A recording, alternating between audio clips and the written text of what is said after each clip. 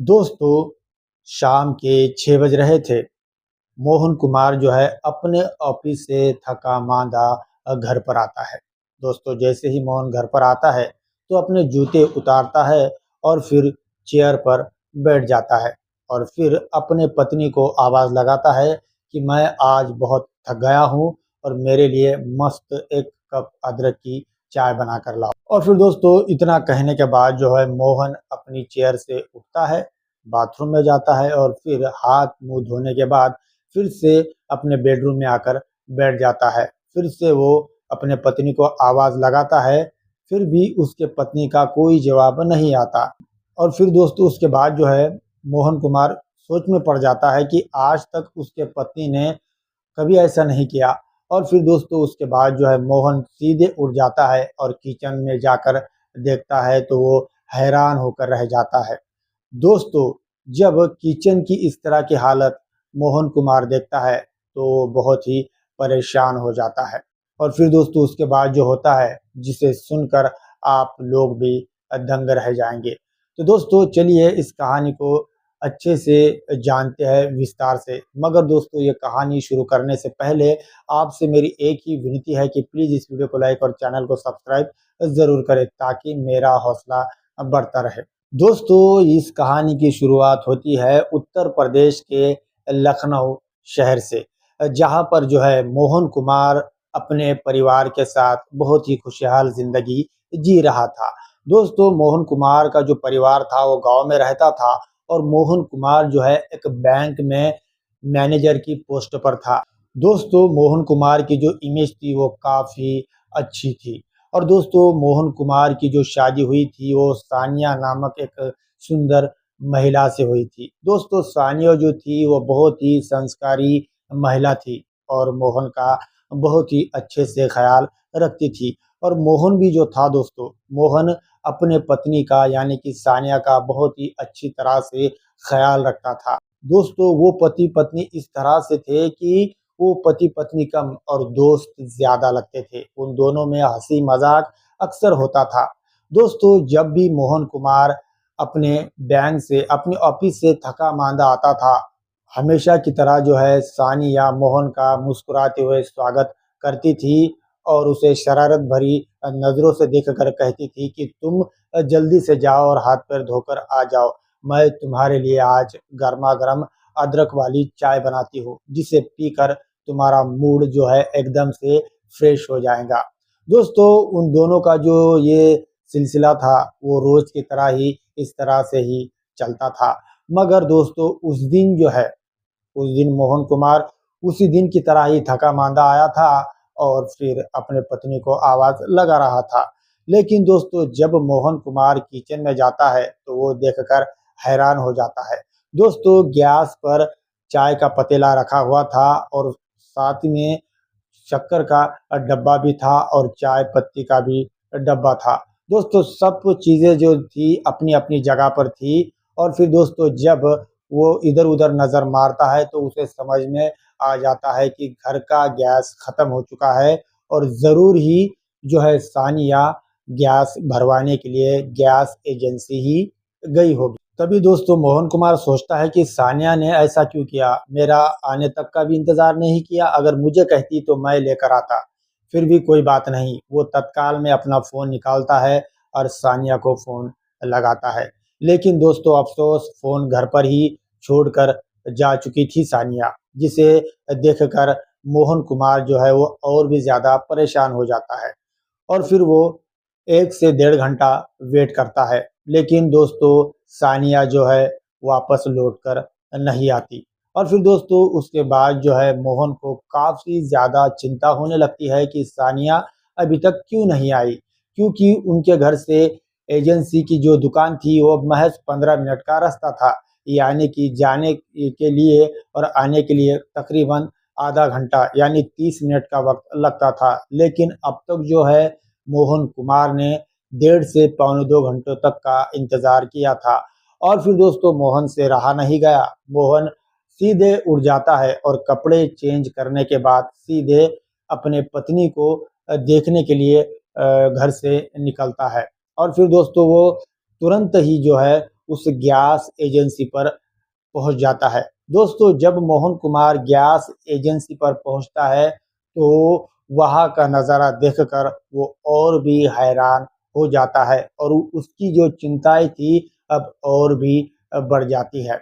दोस्तों, जब मोहन कुमार उस गैस एजेंसी के सामने जाकर खड़ा होता है तो वो देखता है कि गैस एजेंसी जो है आज बंद है। दोस्तों, इसके चलते जो है मोहन कुमार बहुत परेशान हो जाता है और दोस्तों वहां खड़े एक व्यक्ति से पूछता है, क्या ये आज गैस एजेंसी सवेरे से बंद थी या अभी बंद हुई है? तभी दोस्तों वो व्यक्ति कहता है कि नहीं, गैस एजेंसी जो है आज सवेरे से बंद है और डिलीवरी भी आज पूरी तरह से बंद है, क्योंकि गैस की बहुत ही दिक्कतें चल रही है।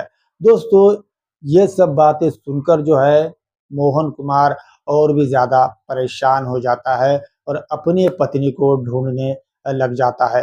दोस्तों, अब पूरे 10 घंटे बीत जाते हैं लेकिन सानिया का कोई भी पता नहीं चलता। दोस्तों, मोहन कुमार को बहुत ही हैरानी हो रही थी कि अगर सानिया किधर जाती भी तो उसे फ़ोन करके इन्फॉर्म करके ही जाती, क्योंकि आज तक जो है सानिया कभी भी मोहन कुमार को बिना बताए कहीं पर भी नहीं गई थी और आज इस तरह से उसका अचानक से गायब हो जाना मोहन कुमार के लिए बहुत ही चिंता की बात हो जाती है।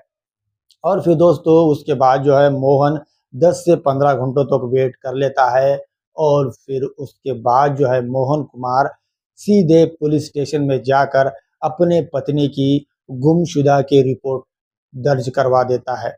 और फिर दोस्तों उसके बाद जो है पुलिस जो है मोहन कुमार से काफ़ी ज़्यादा सवाल जवाब करते हैं, जिसके चलते मोहन कुमार और भी ज़्यादा परेशान हो जाता है। दोस्तों, मोहन कुमार जो है उन्हें अपना परिचय देता है, उन्हें कहता है कि मैं एक बैंक में मैनेजर हूँ। दोस्तों, पुलिस वाले जो है मोहन कुमार से बहुत ही बेहुदा सवाल पूछते हैं, जिसके चलते जो है मोहन कुमार को जो है काफ़ी ज़्यादा गुस्सा आने लग जाता है। लेकिन फिर भी मोहन कुमार जो है अपने पत्नी की खातिर उनकी जो बातें हैं वो बर्दाश्त कर लेता है, क्योंकि उसे उसकी पत्नी की तलाश करनी थी।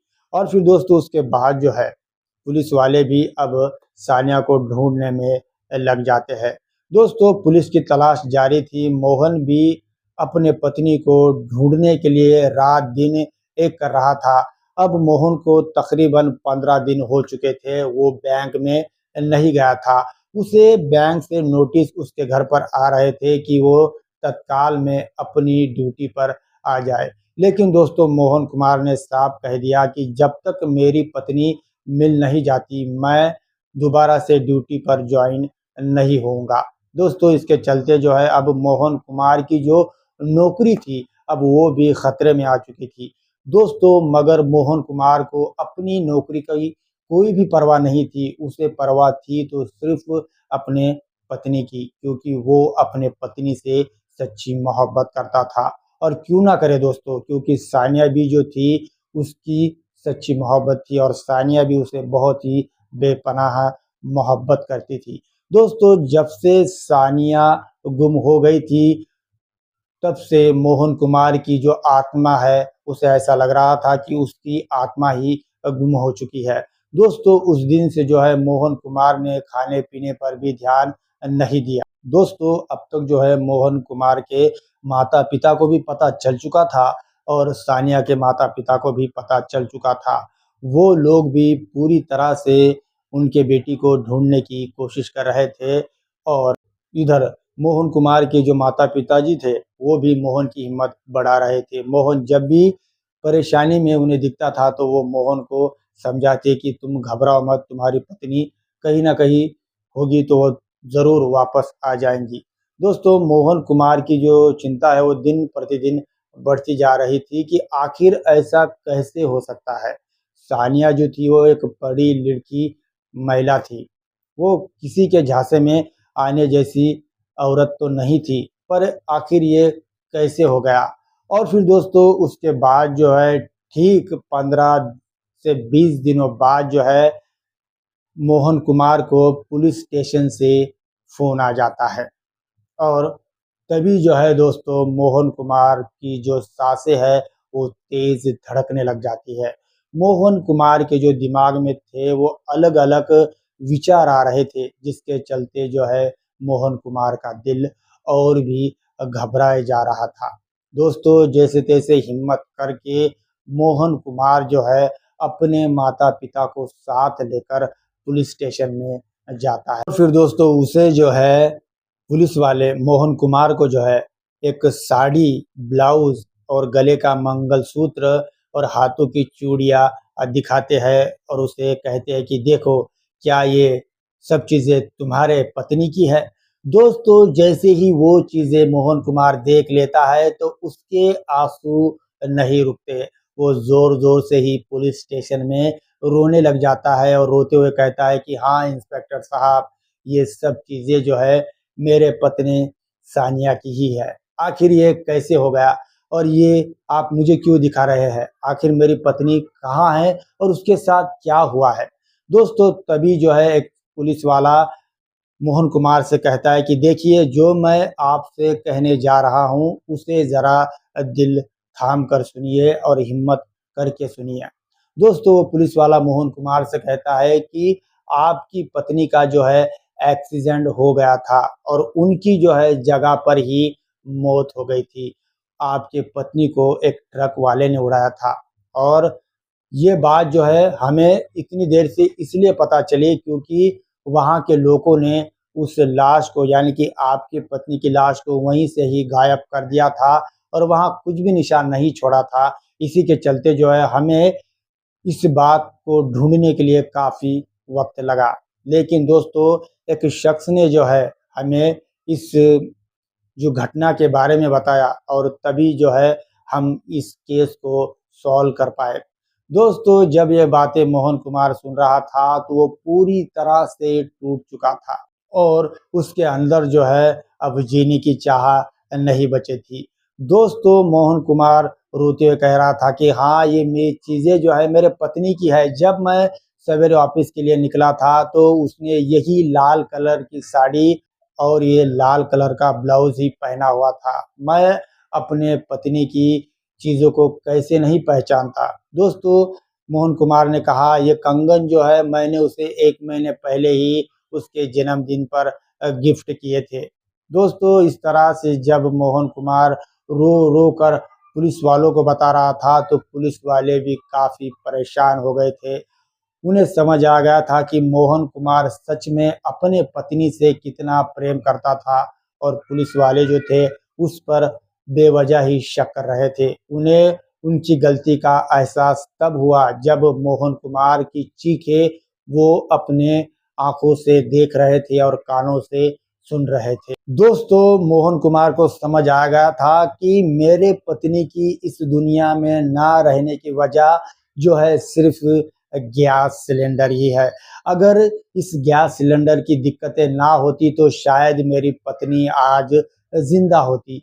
दोस्तों, मोहन कुमार को तब पता चलता है कि जिस दिन उसकी पत्नी घर से गई थी, उनके नज़दीक की जो गैस एजेंसी का दुकान था वो बंद था और एक महिला ने उसे दूसरी जगह का रास्ता बताया था कि वहाँ पर ब्लैक में गैस मिल जाता है और तुम वहाँ पर जाओगी तो तुम्हें गैस तत्काल में मिलेगा। दोस्तों, उस जगह पर जो है सानिया रिक्शा से जाने वाली थी लेकिन उसे उस समय रिक्शा नहीं मिली और उसे अपने घर वापस जाने की भी बहुत जल्दी थी। इसीलिए जो है सानिया पैदल ही चली जा रही थी, लेकिन अफ़सोस उसके पैदल चलने से ही उसकी आज मौत हो चुकी थी।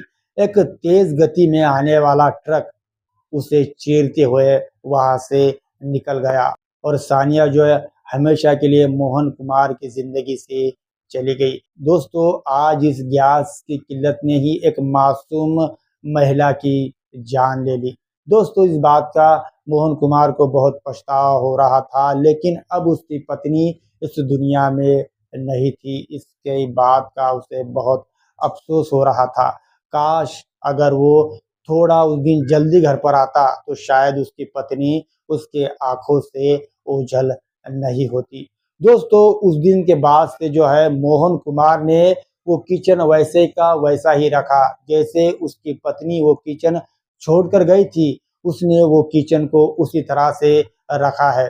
जब भी उसे अपने पत्नी की याद आती है तो वो वही वो उसी किचन में जाता है और अपने ही मन से बातें करते रहता है और अपने पत्नी को याद करते रहता है। दोस्तों, मोहन कुमार को बस यही बात सताती रहती है कि सिर्फ एक मामूली गैस की वजह से आज उसकी पत्नी इस दुनिया में नहीं है। और फिर दोस्तों, मोहन कुमार जो है जैसे तैसे अपनी जिंदगी काट रहा है सिर्फ अपनी पत्नी की यादों में।